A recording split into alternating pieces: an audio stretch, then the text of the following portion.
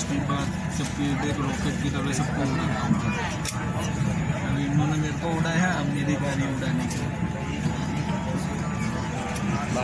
सालों ने 5 दिन से नींद खराब कर दी।